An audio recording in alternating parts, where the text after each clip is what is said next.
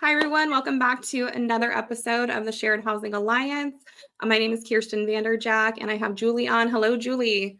Hi, Kirsten. Everything is good today? Everything is good. Life is good. Let's go ahead and get started about talking money for real estate investments. What do you like to use when you get into new real estate investments? And specifically, if you have one that you need to furnish, do you know of a way to get money to buy your furnishings for an Airbnb? Well, I have educated myself over the years in different ways, and some of the ways that we had talked to previously about was business lines, and we talked a little bit about how to qualify for business lines better and whether or not it falls back on you personally. So, what I would suggest for me when I do my rentals or things like that, I'm either looking at something like a HELOC or some type of line of credit. I'm not really in for loans that much anymore. And that's mostly because of the current climate, the interest rates, and the way things are turning. So I'm a big fan of the line of credit. Yeah, I like a line of credit too, coming from the lending world. Being that it's simple interest, that's always very nice. Of course, that it's open-ended and you can draw on it, repay it, and so forth is really great. Now, I want to talk about having an LLC versus a nonprofit. Here at Katie's House Foundation, we are a 501c, a registered nonprofit, and I have had 10 different businesses since 2008. I would like to share that I found it much easier to get financing as a brand new company with a nonprofit than any other time in my life, personally or with any other structure.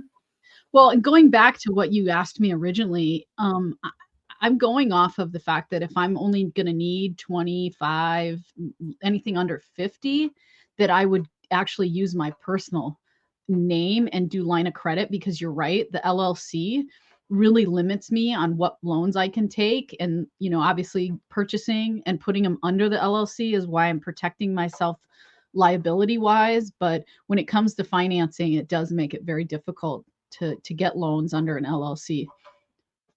Unless you have 2 years of your tax identification number, then I think that it becomes a little bit easier. I will tell you, though, that if you have a relationship with some of these lenders like American Express or Chase Bank from any other companies or your personal profile, then they might, in my experience, um, give you some type of a loan or line on your new company and not your personal. So let me ask you, Julie, is it that you just feel comfortable with the risk and so you don't mind your personal name sharing that financial outlay?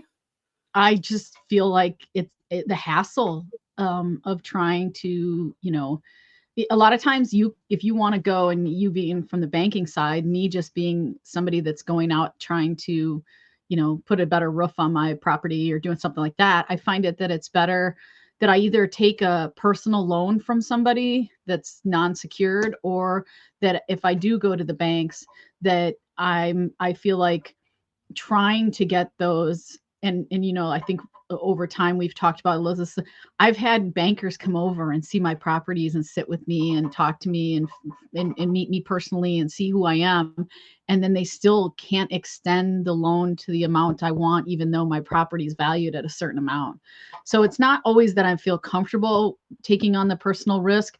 I think it's the time and the hassle that I end up having to deal with, because of the fact that it's looked at differently. And I know you just mentioned having that nonprofit and having that, um, classification that the banks use, as opposed to, some LLC that's private, that we must be considered a really high risk. So I just find that the fact that I have to put my name on it and put that personal guarantee on it, that sometimes it's just easier to go that way.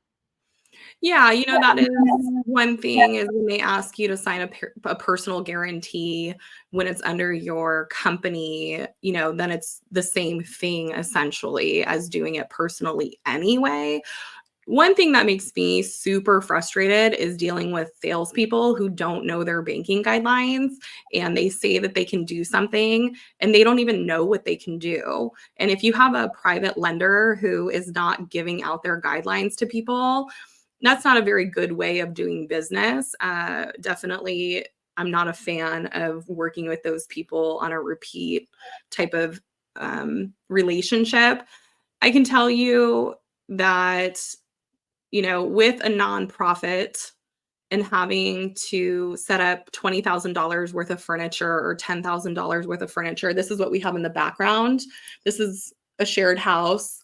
Some people would call it a halfway house. There is a difference. A halfway house would denote that, maybe there is somebody who needs to help the people living in the house. We do have a house president, but what I'm getting at here is showing you, we have 2 refrigerators. We have, of course, a dishwasher and an oven. And so at Katie's House Foundation, you're looking at $10,000 to $20,000 that's going into a 4 or 5 bedroom house. There's 2 beds, there's personal safes, there's safety features. And so for that first $20,000 on the first house, definitely having a nonprofit, a brand new one, is very advantageous. That's what we found. We had no trouble whatsoever getting, $20,000 to $30,000 in capital the very first day that we were in business. And that's really what I wanted to let everyone know. Of course, in our class, our 12-hour class, you can learn more about those kinds of things. I know Dave Ramsey was talking about home equity lines today and how it's terrible to draw on your personal home equity line. I think it's perfectly fine as long as you're controlling your risk and you have a good plan, a business plan of how you're going to make money. Yeah, and I mean, obviously he's all about the risk. So that's why I think that topic came up. But I think for, our purposes and having that conversation where maybe people that aren't experienced in this side, that the difference between the LLC owning the property and the nonprofit running the property and doing the day-to-day operations, that it's much easier to obtain things when you're a nonprofit and you're doing things in an operational sense, as opposed to owning it and sitting it and letting it sit there and taking that loan out. Yeah. So that'll be one of the conversations, of course, that goes on in the class is what are the real differences between an LLC and a nonprofit, why you should have both. And then we can touch on that in future here in the Shared Housing Alliance, which is, of course, free on YouTube. And Julie, that's all I have for today. Do you have anything else?